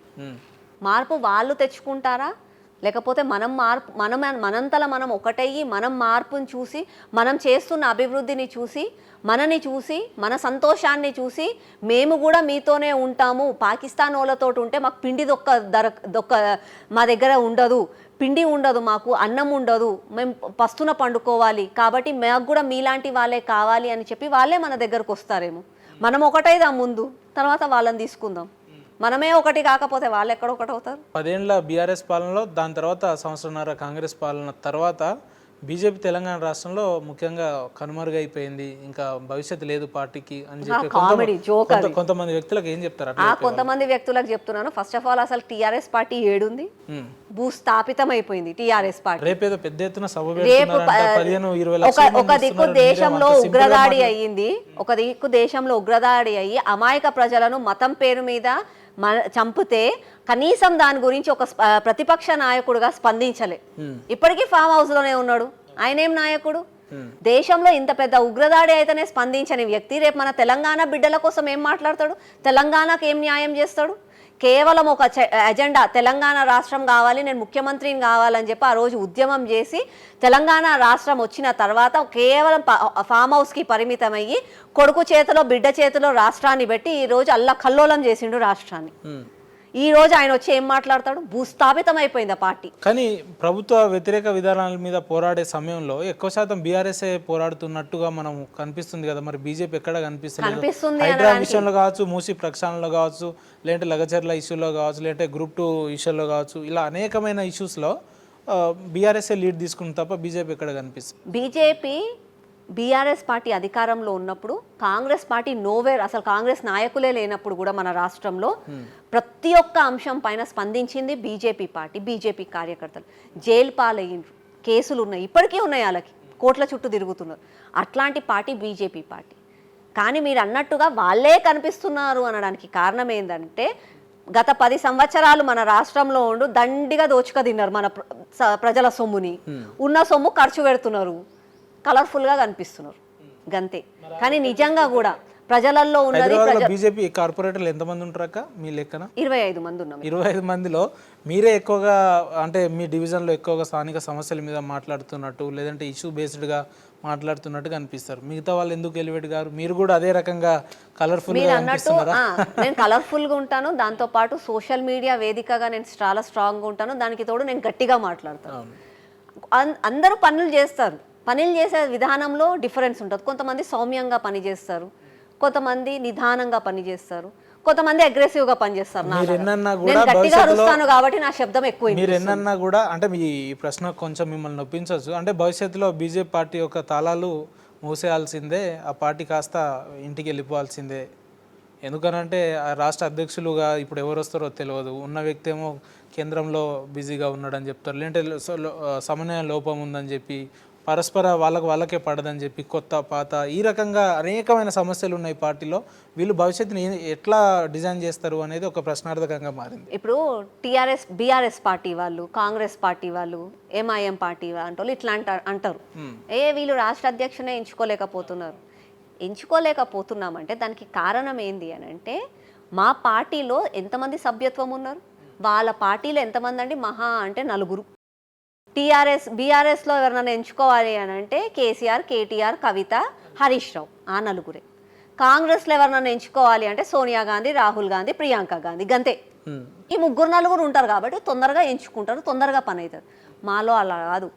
బూత్ స్థాయి కార్యకర్త నుంచి ప్రతి ఒక్క రాష్ట్రంలో, ప్రతి ఒక్క మండలంలో బూత్ స్థాయి కార్యకర్త నుంచి వాళ్ళు ఎంచుకున్న తర్వాత మండల స్థాయి అధ్యక్షుడు అవుతారు. వాళ్ళు మండల స్థాయి అధ్యక్షులు అందరూ కలిసి కూర్చొని ఓటేసి వాళ్ళు మొత్తము డిసిషన్స్ అన్నీ తీసుకున్న తర్వాత, సంస్థాగతంగా నిర్ణయాలు తీసుకున్న తర్వాత జిల్లా అధ్యక్షుడిని ఎంచుకుంటారు.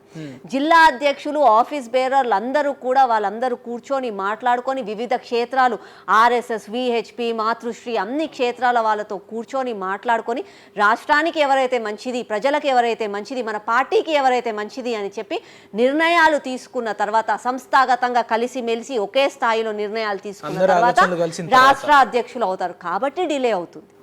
దానికి కారణం అది. సో మీ ఉద్దేశంలో ఎవరు రాష్ట్ర అధ్యక్షులుగా అయ్యే అవకాశాలు ఎక్కువ ఉన్నాయంటారు? మీరు ఎవరిని ప్రపోజ్ చేస్తారు? మా పార్టీలో ఒక కార్యకర్తగా చెప్తున్నాను, రేపు అధ్యక్ష పదవి ఎవరిది క్లారిటీ ఎవ్వరికీ ఉండదు. ఈ కుర్చీ ఎవరిది క్లారిటీ ఉండదు. ఈ రోజు నేను ఇక్కడ కార్పొరేటర్, రేపు నాకు ఈ కుర్చీ నాదే అనడానికి నాకు ఉండదు. ఎవరికైనా కావచ్చు. కేవలం నా పని, నా బాధ్యత, పార్టీ పట్ల నా గౌరవం అదే ముందుకు తీసుకెళ్తుంది. అంతేకాని ఇది నీది అని చెప్పుకోవడానికి ఎవరిది ఉండదు. ఈ రోజు చూసుకోండి మా బీజేపీ లీడర్స్ లో ఎవరిని మీరు అధ్యక్షుడిగా ప్రపోజ్ చేస్తారు అంటే నేను చెప్తున్నా కదా, మేము ఆ క్లారిటీ మాకు ఉండదు. మా పార్టీలో ప్రతి ఒక్కరూ లీడర్లే. వాజ్పేయి దగ్గర నుంచి ఈ రోజు నరేంద్ర మోదీ, అమిత్ షా, కిషన్ రెడ్డి, బండి సంజయ్ అన్న ఈటల గారి వరకు అందరూ మా పార్టీలో ఉన్న వాళ్ళు లీడర్లే. మా పార్టీ కేవలం ఒక ఫ్యామిలీకి, ఒక కుటుంబానికి చెందినది కాదు. కాంగ్రెస్ లో లీడర్లు ఎవరంటే రాహుల్ గాంధీ, సోనియా గాంధీ, ప్రియాంక గాంధీ వీలే కనిపిస్తారు. ధర్మపురి అరవింద్ గారు కాబోయే రాష్ట్ర నూతన అధ్యక్షుడు అని చెప్పి వార్తలు వస్తున్నాయి. ఆ వ్యక్తి రాష్ట్ర అధ్యక్షులు అయితే మీకు ఎట్లా ఉంటది? పనితీరులో కొంచెం మార్పు ఉంటుంది మాకు, డెఫినెట్ గా ఉంటుంది. ఇందాక నేను చెప్పినట్టుగా కిషన్ రెడ్డి గారి లాంటి వాళ్ళు అయితే సౌమ్యంగా నిదానంగా పనులు చేయాలి. పనులు మాత్రం చేయాలి పార్టీకి, కానీ సౌమ్యంగా నిదానంగా చేయాలి. బండి సంజయ్ అన్న గారు లాగా ఉంటే అగ్రెసివ్గా మాస్ లీడర్ లాగా ముందుకెళ్ళాలి. అదే ధర్మపురి అరవింద్ రాగుంటే అతను కూడా అగ్రెసివ్గా, మోడర్న్గా, స్టైలిష్గా ప్రతి ఒక్కరిని విమర్శిస్తూ ప్రతి ఒక్కరి గురించి మాట్లాడుకుంటూ పార్టీని ముందుకు తీసుకెళ్ళాలి. పనితీరులో మార్పు ఉంటుంది కానీ పనిలో మాత్రం మార్పు ఉండదు. పనితీరులో మార్పు కానీ పనిలో అంటే రాష్ట్ర అధ్యక్షులు ఎవరైనా సరే మా కార్యకర్తలు పని చేయాల్సిందే. మీరు అన్నట్టుగా వ్యక్తులలో డిఫరెన్స్ ఉంటే పనితీరులో మార్పు ఉంటుంది. వాళ్ళ స్టైల్ని బట్టి మేము ముందుకెళ్తాం, అంతేగాని పని మాత్రం చేయాల్సింది. సో ఎందుకు బీజేపీ పార్టీ రాష్ట్ర పరిపాలన మీద ఇన్ని రోజులు సైలెంట్గా ఉంది, ఇప్పుడు ఎందుకు రెగ్యులర్గా ప్రోగ్రామ్స్ పేరు మీద లేదంటే మీలాంటి వ్యక్తులు బయటకు వచ్చి ఎందుకు మాట్లాడుతున్నారు? రాష్ట్ర ప్రభుత్వము కేసీఆర్ పైన చాలా పోరాడాం. ఈరోజు కాంగ్రెస్ పార్టీ అధికారంలోకి వచ్చింది అని అంటే అందులో మేము చేసిన కష్టం చాలా ఉంది. అది మా బ్యాడ్ లక్, మేము రాలేకపోయినాం. అందులో మా తప్పులు ఉన్నాయి, ఆ తప్పులను మేము నేర్చుకున్నాం. కానీ ఆ బాధ్యత మేము తీసుకుంటాం. అయితే మేము చాలా కష్టపడిన తర్వాత కాంగ్రెస్ పార్టీ అధికారంలోకి వచ్చింది. కొత్త నాయకుడు ముఖ్యమంత్రి అయ్యాడు, ప్రజాపాలన అన్నాడు. కేసీఆర్ చేసిన తప్పులని నేను ప్రక్షాళన చేస్తాను, నేను అన్నీ కూడా మంచి చేస్తాను. సమయం ఇచ్చాం అతనికి సమయం ఇచ్చాం. ఎవరైనా కొత్త నాయకుడు రాగానే బంగారం కాదుగా తెలంగాణ. బంగారు తెలంగాణ కావాలంటే సమయం కావాలి. 100 రోజుల సమయం అడిగిండు ఆయన. సరే 100 రోజులు అన్నాడు, 100 రోజులలో కుదరదు, అది మాకు కూడా తెలుసు. ఆ రోజు ఓటేయక ముందు కూడా ప్రజలకు చెప్పినామైనా తప్పుడు మాటలు చెప్తున్నారు అని అంటే పాపం అమాయక ప్రజలు ఓటేసి 100 రోజులు సమయం ఇచ్చారు. దాని తర్వాత సంవత్సరం అయిపోయింది. ఇప్పుడు కూడా వాళ్ళు మాట్లాడట్లేదు, వాళ్ళు తప్పులు చేస్తున్నారు. ప్రజల పక్షాన మాట్లాడుతున్నారు. ఇదేదో మా కోసం మేము అధికారంలోకి రావాలని మాట్లాడట్లేదు, ప్రజల పక్షాన మేము మాట్లాడుతున్నాం. అధికారం ఉన్నా లేకున్నా ఎప్పుడు కూడా ప్రజల పక్షాననే మాట్లాడతాం. అదే ఇప్పుడు కూడా చేస్తున్నాం. ఒకవేళ ఇచ్చిన హామీల్ని కనుక ఇప్పుడున్న ప్రభుత్వం నెరవేర్చకుంటే భవిష్యత్తులో బీజేపీ పార్టీ తీసుకునే కార్యక్రమాలు కానీ కార్యాచరణలు కానీ ఎలా ఉండబోతుంది? ఏ రకంగా ఏ స్థాయిలో ఉండబోతుంది? అంటే ఇప్పుడు మాటలతోటి చేస్తున్నాం, తర్వాత మా యాక్షన్స్ రూపంలో కూడా మీరు చూస్తారు.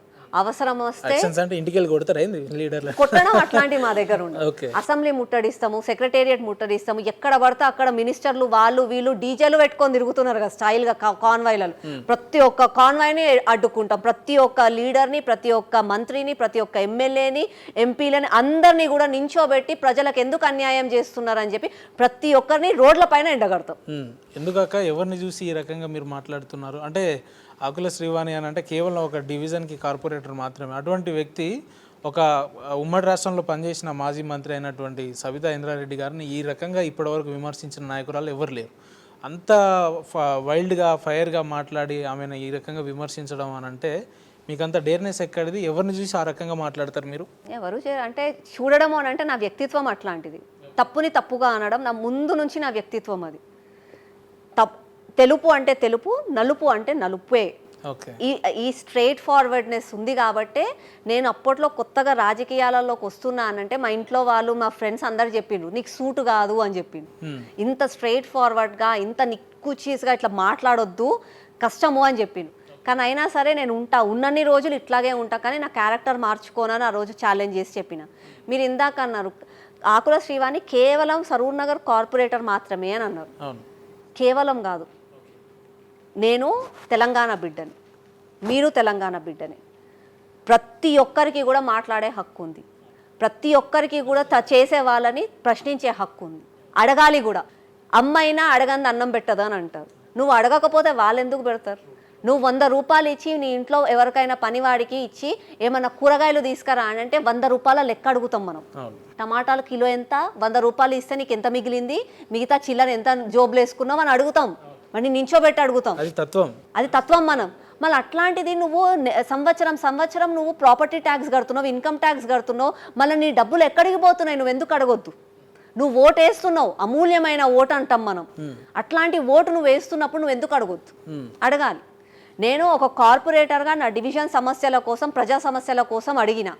అట్లాగే ఒక బీజేపీ కార్యకర్తగా నా పార్టీని కాపాడుకోవడానికి ప్రతిపక్షాన్ని ఎండగట్టిన. అంటే సామాన్యులకు అన్యాయం జరుగుతుంది అని అంటే మీరు ఎంత దూరం అని వెళ్ళగలుగుతారా? డెఫినెట్గా ఎంత దూరం. ఇప్పటికీ 14 కేసులు పెట్టిండ్రు నా మీద. ఇంకేముంది, ఇంకెన్ని పెడతారు? నేను ఏ రోజు ఏమీ తప్పు చేయలేదు. నా సొంత లాభాల కోసం అని చెప్పో, నా కోసం అని చెప్పి, నేను ఒక్క రూపాయి కోసం అని చెప్పి నేను ఏ రోజు కూడా పోరాడలేదు. మీరు చూడండి, చాలా మంది లీడర్స్ ఉంటారు, పర్సనల్ అటాకులు చేసుకుంటారు, ఆ స్థలాల కోసం, భూ కబ్జాల కోసం మాట్లాడతారు. నేను ఇంతవరకు మీరు అన్నట్టుగా సబితా ఇంద్రారెడ్డితో పోరాడిన, కేటీఆర్తో పోరాడిన, రేవంత్ రెడ్డి గారితో పోరాడిన, నా డివిజన్ సమస్యల కోసం, నా ప్రజల సమస్యల కోసం, నా తెలంగాణ కోసం, నా దేశం కోసం. నేను ఏ రోజు నా వ్యక్తిత్వం కోసం నేను పోరాడలేదు. నేను పోరాడను కూడా. నా వ్యక్తిత్వం కోసం పోరాడే శక్తి నాకు సొంతంగా ఉంది. నాకు అవసరం కూడా లేదు. నేను చేసుకోగలుగుతాను. అది మీరు కార్పొరేటర్ అయిన తర్వాత ఆర్థికంగా కూడా బాగా బలపడ్డారు అని చెప్పి మీ డివిజన్ ప్రజలే మాట్లాడుతారు. సో ఎక్కడ ఆర్థిక వనరులు మీకు ఎట్లా వస్తున్నాయి, ఏ రకంగా సమకూర్చుకుంటున్నారు? ఆ క్లారిటీ నేను ఇస్తాను. నేను కార్పొరేటర్ కాకముందు కూడా నా ఫైనాన్షియల్ స్టేటస్ ఇదే. నేను కార్పొరేటర్ కాకముందు కూడా నా ఇల్లు ఇదే. నా కార్పొరేటర్ కాకముందు కూడా నా కార్లు ఇవే, నా బిజినెస్లు ఇవే. నేను నా లైఫ్ స్టైల్ అదే. అప్పుడు నా హాలిడేస్ మాకు బిజినెస్లు ఉన్నాయి. అప్పుడు కూడా నేను నా హస్బెండ్ కలిసి మాకు ఆదిత్య బిర్లా ఫ్రాంచైజీ ఉండేది. అప్పుడు ఏదే బిజినెస్ ఉందో ఇప్పుడు అదే బిజినెస్ ఉంది మాకు. అప్పుడు ఏ ఇల్లు ఉందో ఇప్పుడు అదే ఇల్లు. రాజకీయాల్లోకి వచ్చి ఒక్క రూపాయి కూడా నేను సంపాదించలేదు. లక్షల కోట్లు ఆ రకంగా ఎదగడం ఏం లేదా? ఎందుకక్క నవ్వుతున్నారు? వేల కోట్లు అంటే రాజకీయాలలోకి వస్తే 1,00,000 కోట్లు 1,000 కోట్లు అవుతాయని అంటే నేను రీసెంట్గా ఏదో మూవీ చూసిన, అందులో ఒక డైలాగ్ గుర్తుకొచ్చింది నాకు. అందులో ఒక అతను వస్తాడు, పరిచయం చేసుకుంటాడు ముఖ్యమంత్రికి, ఎమ్మెల్యేగా గెలిచి. నేను సగం ఆస్తి అమ్ముకున్నాను, ఒకసారి ఎమ్మెల్యే అయ్యాను సార్ అని చెప్పి పరిచయం చేసుకుంటాడు. సో రాజకీయాలలోకి వచ్చి దండిగా సంపాదిస్తారా అని అంటే అది సినిమాల వరకే అని నేను అనుకుంటాను. సంపాదిస్తారేమో, కేసీఆర్ లాంటి వాళ్ళు, కేటీఆర్ లాంటి వాళ్ళు సంపాదిస్తారేమో, కానీ మాలాంటి కార్పొరేటర్లు ఏదో సంపాదిస్తారు. మీలాంటి కార్పొరేటర్ అని మీరు అంటున్నారు. కార్పొరేటర్గా మీ జీవితాన్ని మొదలుపెట్టిన మీరు రేపు పొద్దున ఎమ్మెల్యే స్థాయి వ్యక్తులుగా ఈ ఇంత షార్ట్ పీరియడ్లో ఎట్లా ఎదిగిర్రు అని చెప్పి కూడా ఒక ప్రశ్న వస్తుంది. కార్పొరేటర్గా గెలవడానికి కారణం ప్రజలు ఓటేసే గెలిచారు. దానికి నాకు డబ్బు లాభము, డబ్బు బలము ఏమీ లేదు అందులో. వాళ్ళు ఓటేసి వాళ్ళు ఆశీర్వదిస్తే గెలిచిన తర్వాత వాళ్ళకి తగ్గట్టుగా వాళ్ళు నా మీద ఒక ఆశ పెట్టుకొని నాకు ఓటేశారు కాబట్టి అది నా వృత్తి, అది నా బాధ్యత, నేను పని చేయాలి వాళ్ళకి అని చెప్పి కంటిన్యూస్గా గత 4.5 సంవత్సరాల నుంచి నేను పని చేస్తూనే వచ్చాను.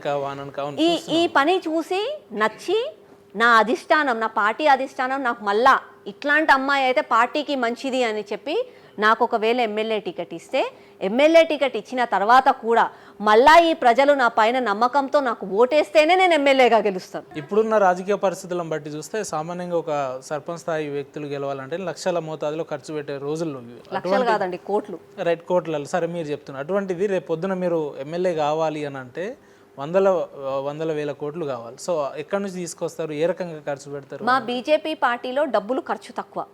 మా బీజేపీ కేవలం సిద్ధాంతాలతోటి ముందుకెళ్తుంది. బీజేపీ పార్టీ కేవలం పైసలనే నమ్ముతుంది. మీరు అన్నట్టు అదే మీరు అన్నట్టుగా ఎగ్జాంపులే చెప్తాను. ఇతర పార్టీ నాయకులకు బీజేపీ కార్యకర్తలకు తేడా, మీరు అన్నట్టుగా కోట్లు ఉండాలి, 1000 ఎకరాలు ఉంటేనే లీడర్లు అవుతారు అని అంటే ఈరోజు మా నరేంద్ర మోదీ గారు ఛాయ్ అమ్ముకునే అతను ఈరోజు ప్రధానమంత్రి కాకపోతుండే. ఈరోజు మా కిషన్ రెడ్డి గారు ఒక చిన్న ఆఫీస్లో పనిచేసే వ్యక్తి ఈరోజు యూనియన్ మినిస్టర్ కాకపోతుండే. మా బండి సంజయ్ అన్న గారు చిన్న కార్పొరేటర్ కరీంనగర్లో ఒక ఊర్లో, ఆ కార్పొరేటర్ స్థాయి నుంచి ఈరోజు కేంద్ర మంత్రిగా కాకపోతుండే. లక్ష్మణ్ అన్న గారు చిన్న అపార్ట్మెంట్లో ఉంటారు, ఒక డాక్టరేట్ చేసుకొని ఒక నార్మల్ స్టూడెంట్గా ఉన్న వ్యక్తి ఈరోజు ఆయన రాజ్యసభ మెంబర్ కాకపోతుండే. వాళ్ళందరూ ఎట్లా అయ్యారు? బండి సంజయ్ అన్న చూస్తుంటే ఆ ఉదాహరణ చూస్తుంటే మిమ్మల్ని చూస్తే భయం అవుతుందాక భవిష్యత్తులో మీరు కూడా కేంద్ర స్థాయిలో ఏమైనా వెళ్ళగలుగుతారేమో? మా పార్టీలో ఉంటే సాధ్యం అండి. మీరు ఈ ప్రశ్న నన్ను బీజేపీలో ఉన్నా కాబట్టి మీరు అడగగలిగారు ఈ మాట, మీరు మనస్ఫూర్తిగా మీరు అనగలిగారు. అదే టీఆర్ఎస్ లోనో కాంగ్రెస్ లోనో ఉంటే మీరు అనలేరు. ఎందుకక్క? అదే బీజేపీలో ఉంటే చిన్న కార్యకర్త, చాయ్ అమ్ముకునే వ్యక్తి కూడా, ఒక చిన్న ఆఫీస్లో పనిచేసే వ్యక్తి కూడా, బూత్ స్థాయి కార్యకర్త కూడా రేపు ముఖ్యమంత్రి కావచ్చు, ప్రధానమంత్రి కావచ్చు, కేంద్ర మంత్రి కావచ్చు, రాజ్యసభ మెంబర్ కావచ్చు. ఆ ఆశ ఉంటుంది, ఆ నమ్మకం ఉంటుంది బీజేపీ పార్టీలో. అదే కాంగ్రెస్లో ఏడవుతారా, నలుగురు ఐదుగురే ఆ కుటుంబాలే అవుతారు. ఆ కుటుంబస్తులు మీ రాజకీయంలో ఎప్పుడైనా అనిపించిందాక అనేకమైన అంశాలని దృష్టిలో పెట్టుకుని అరే ఎందుకు ఈ రాజకీయాలు అనవసరంగా చికాకు ఇబ్బందులు ఏంది ఇది అనవసరంగా మన ఏదో వ్యాపారాలు చూసుకుంటే అయిపోవు కదా అనే రకమైన పరిస్థితులు ఎప్పుడైనా అనిపించింది? వచ్చిన కొత్తలోనే అనిపించింది. ఇప్పుడు నా దురదృష్టం ఏంటంటే నా సొంత పార్టీలోనే అనిపించింది. ఓకే, నా సొంత పార్టీ వ్యక్తులే నాకు వ్యతిరేకంగా మాట్లాడడము, నన్ను ఏమంటారు ప్రతి ఒక్క దాంట్లో నేను అడిగేసి ముందుకెళ్తుంటే నాకు వ్యతిరేకం చేయడము, అవన్నీ చూసి అనిపించింది. ఒక మూమెంట్లో ఏడ్చినా కూడా ఇది అవసరమా, నా కుటుంబంని వదులుకొని, నా లైఫ్ స్టైల్ వదులుకొని, నా ఇంత ఈజీ లైఫ్ని వదులుకొని ఇక్కడికి వచ్చి మొహం తెలవనోడు ముక్కు తెలవనోడు నన్ను మాటలు మాట్లాడుతుంటే నేను వినాల్సి వస్తుంది, ఎందుకు నాకు ఇదంతా అనిపించింది. తర్వాత ఆలోచిస్తే అనిపించింది, మా ఇంట్లో పెద్దలు వాళ్ళందరూ చెప్పిండ్రు, ఇప్పుడు నువ్వు వెనకడిగి వేసినావు అని అంటే నీ కోటేసిన ప్రజలకు నువ్వు మోసం చేసినట్టే, నీకు టికెట్ ఇచ్చిన నీ అధిష్టానానికి నువ్వు మోసం చేసినట్టే, నీ పైన ఒక నమ్మకంతోనే వాళ్ళు అది చేసిండ్రు. నువ్వు ఇంత పిరికిగా ఉంటే నిన్నెందుకు వాళ్ళు టికెట్ ఇచ్చినామని అనుకుంటారు, నీకెందుకు ఓటేసినామని చెప్పి ప్రజలు అనుకుంటారు, వచ్చిన అవకాశాన్ని వదులుకోవద్దు అని అన్నారు. సరే, నా వెనకాల నా కుటుంబమే ఉంది కదా, నా భర్త ఉన్నాడు, నా కొడుకు ఉన్నాడు, నా కుటుంబం ఉంది. ఏంటి మీ భర్త గారి యొక్క గొప్పతనం మీ మాటలు చెప్పాలంటే ఏం చెప్తారు? నేను ఇవాళ ఇట్లా గట్టిగా మాట్లాడుతున్నానంటే దానికి కారణం నా భర్త. నేను టు బి వెరీ ఫ్రాంక్, నేను ఓపెన్గా మీతో చెప్తున్నాను, నేను జనరల్గా మాట్లాడా, నేను చాలా క్వాయట్గా ఉంటా, నా లైఫ్ ఏదో నేను చేసుకొని వెళ్ళిపోతా, హాయ్ బాయ్ వరకే నా స్టాండర్డ్. అట్లాంటిది ఇంత గట్టిగా మాట్లాడగలుగుతున్నాను, ఇంత పోరాడుతున్నాను అని అంటే నాలో ఉన్న నిజాన్ని తను గుర్తించాడు.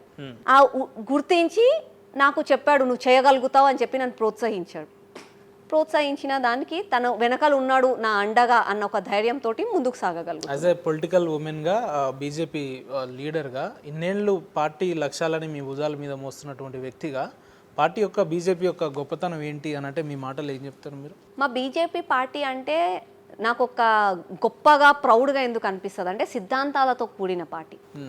ఆ సిద్ధాంతాలతో కూడిన పార్టీ ఇన్ని సంవత్సరాల వరకు కూడా ఇప్పటికీ కూడా అదే సిద్ధాంతం కోసం పోరాడుతున్నారు. కేవలం దేశం ధర్మం. మీరు కావాలంటే కొన్ని చూసుకోండి, కొన్ని పార్టీస్ ఇప్పుడు సిపిఐ సిపిఎం ఉంది. ఒకప్పుడు దొరపాలన వద్దు, దొరల కింద మనం బతుకోవద్దు, మన భూమి మనకే కావాలి అని అన్నారు. కానీ ఈ రోజు ఎక్కడ పోయింది కమ్యూనిజం? ఇప్పటికా దొరల పాలనలో వాళ్ళే ఉన్నారు. మళ్ళా మొన్నటి వరకు కేసీఆర్ దొర కిందనే ఉన్నారు, ఇప్పుడు రేవంత్ రెడ్డి దొర కిందనే ఉన్నారు వాళ్ళు. అంటే వాళ్ళ ఎజెండా వాళ్ళు మర్చిపోయిండ్రు. అదే ఇప్పుడు కాంగ్రెస్, అప్పుడు స్వాతంత్రం కోసం వచ్చినాం, స్వాతంత్రం తర్వాత గరీబీ హటావో అన్న నినాదంతో ఉన్నారు. ఏం చేసిండ్రు గరీబీ హటావో కోసం? అయిపోయింది, డైల్యూట్ అయిపోయింది. కేవలం కుర్చీ కావాలి, కేవలం అధికారం కావాలి అని ఉంది.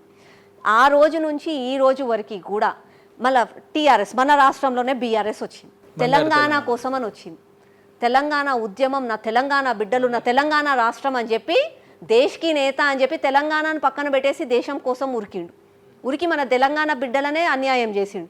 ఈ రోజు ఎక్కడికి పోయిండు? ఫామ్ హౌస్కి వెళ్ళిపోయిండు, అంతరించుకుపోయింది అది కూడా. కానీ ఆ రోజు 1980లో స్థాపించిన వాజ్పేయి గారు స్థాపించిన బీజేపీ పార్టీ ఆ రోజు దేశం ధర్మం ముఖ్యం అని అన్నారు. ఈ రోజుకి కూడా దేశం ధర్మం ముఖ్యం అంటున్నాం. ఈ రోజు కూడా దేశంలో ఉన్న ప్రజల కోసం, దేశంలో ఉన్న ప్రజల సంక్షేమం కోసం, దేశ అభివృద్ధి కోసం, దేశ విశ్వగురువుగా తీసుకుపోవడం కోసం నేను సైతం అని చెప్పి కార్యకర్తలు ముందుకు వస్తున్నారు, ఆ జెండా కోసం పని చేస్తున్నారు. కాబట్టి నాకు గర్వం. చాలా అద్భుతంగా చెప్పారు, వెరీ ట్రెమెండస్. చలో, థ్యాంక్ యూ అక్క. చివరగా బీజేపీ పార్టీ రాష్ట్రంలో అధికారంలో లేదు, కొంతమంది కార్యకర్తల్ని రాష్ట్ర స్థాయి నాయకురాలుగా వాళ్ళ మనోధైర్యాన్ని నింపాలి వాళ్ళలో అని అంటే మా ఛానల్ తరపున మీరేం సందేశం ఇవ్వదలుచుకున్నారు కార్యకర్తలకి? నేను ఒకటే చెప్తున్నా, మన బీజేపీ పార్టీ తల్లి లాంటి పార్టీ. తల్లికి వ్యతిరేకంగా చేయకండి. తల్లి ఒక రోజు ఒకరికి ఇష్టమైన కూర వండుతుంది, ఒక బిడ్డకు ఒక ఇష్టమైన కూర వండుతుంది. అట్లా అని చెప్పి తల్లి మీకు ఇష్టం లేదు అని కాదు, తల్లికి ప్రతి ఒక్కరిపైన ప్రేమ, ఈ రోజు కాకపోతే రేపైనా ప్రేమ చూపిస్తుంది. కాబట్టి కలిసికట్టుగా ఉందాము. మన ఎజెండా, మన నినాదం ఒకటే, దేశం ధర్మం. దేశం ధర్మం కోసము అందరం ఐకమత్వంతో ఉందాము. రేపు రాష్ట్రంలో అధికారంలోకి వద్దాము. ప్రతి ఒక్కరము దేశంలో కూడా నిజంగా కూడా విశ్వగురువు అనేదో ప్రపంచానికి చూసి చూపిద్దాం. మీ నియోజకవర్గంలో మీ అభిమానులు ఆశిస్తున్నట్టు భవిష్యత్తులో ఆకుల శ్రీవాణి అనే వ్యక్తి ఎమ్మెల్యేగా ప్రమాణ స్వీకారం చేయబోతుందా? ఏమో అది తెలియదు. నేను ఇందాక చెప్పినట్టు మా బీజేపీ పార్టీలో ఏమవుతుందో ఏమీ చెప్పలేదు. లేదు నేను మీ ఇంటర్వ్యూకి వస్తున్నా అని చెప్పి కొంతమంది స్థానిక లీడర్లకు ఫోన్ చేస్తే చాలామంది మరి ఎందుకో ఆ మాట చెప్పారు, అక్కలాంటి వ్యక్తి అసెంబ్లీలో ఉండాలి, దానికోసం మేము పనిచేస్తున్నామని మీ మీ కార్యకర్తలు చెప్పారు, అభిమానులు చెప్పారు. సో అందుకని అడుగుతున్నాను, వాళ్ళకి ఏం చెప్తారు? ఈ రోజు నేను ఇక్కడ ఉన్నానంటే వాళ్ళందరి ఆశీర్వాదం, వాళ్ళందరి సహాయత. అంటే నేను కార్పొరేటర్గా కాకముందు మీరు నమ్మరు, నన్ను ప్రచారం చేసేటప్పుడు జనరల్గా ఇంటర్వ్యూస్కి వచ్చేవాళ్ళు, మైకు పెడుతుండే, నేను మాట్లాడలేకపోయేది. ప్లీజ్ మీరు మాట్లాడండి అని చెప్పి పక్కన వాళ్ళకి ఇస్తుండే. ఆ రోజు నేను కార్పొరేటర్ అవుతాను వాళ్ళకి తెలియదు. ఆ రోజు శ్రీవాణి అనే వ్యక్తి ఇంత స్థాయికి ఎదుగుతుందని చెప్పి వాళ్ళకి తెలియదు. కానీ అయినా కూడా ఆ రోజు నుంచి ఈ రోజు వరకు వాళ్ళు నా వెంబడి ఉన్నారు. సో ఐ రియల్లీ అప్రిషియేట్, రియల్గా చెప్పాలంటే అట్లాంటి వాళ్ళకి నా ధన్యవాదాలు. అటువంటి వాళ్ళు ఉన్నందుకే మీరు ఈరోజు చాలా గర్వం అని చెప్పుకోవాలని. చాలా అంటే నేను కార్పొరేటర్గా గెలవక ముందు నా వెంబడి ఉన్నారు. నేను కార్పొరేటర్గా గెలిచిన పనితీరు చూసి నీలాంటి వాళ్ళు, మీరు అన్నట్టుగా నీలాంటి వాళ్ళు అసెంబ్లీకి వెళ్ళాలి, నీలాంటి వాళ్ళు నీ మాటతోటి నీ వాక్యాచుర్యంతో ప్రతి ఒక్కరికి కూడా మంచిగా చేయాలి అని చెప్పి వాళ్ళు ప్రతి ఒక్కసారి ఎంకరేజ్ చేస్తుంటే ధైర్యం అనిపిస్తుంది. కొంతమంది శత్రువులు ఉంటారు, ఉండరని కాదు. రాముడి లాంటి వ్యక్తినే అన్నారు, నేనెంత. రాముడినే ద్వేషించే వాళ్ళు ఉన్నారు, నేనెంత. కానీ అయినా కూడా వీళ్ళలాంటి ప్రేమించే వ్యక్తులు, వీళ్ళలాంటి ఎంకరేజ్మెంట్ ఇచ్చే వ్యక్తులు, ప్రోత్సహించే వాళ్ళని చూస్తే ధైర్యం వస్తుంది, గట్టిగా మాట్లాడగలుగుతారు. ఇందాక మీతో అన్నట్టు 14 కేసులు ఉన్నాయి కదా, వీళ్ళ వెనకాల ఉన్నారుగా, ఏం కాదు ఇంకో కొన్ని పెట్టుకోండి అని అనిపిస్తుంది. Okay okay right, thank you so much అక్క. వ్యక్తిగతంగా మీ ప్రేక్షకులు ఆశిస్తున్నట్టు వ్యక్తిగతంగా నేను కూడా భవిష్యత్తులో మీరు మరింత స్థాయికి వెళ్ళాలని మనస్ఫూర్తిగా కోరుకున్నా. ఇంత బిజీ స్కెడ్యూల్లో కూడా మీ అమూల్యమైన టైం మాకు ఇచ్చిరాక థ్యాంక్ యూ అక్క. Thank you.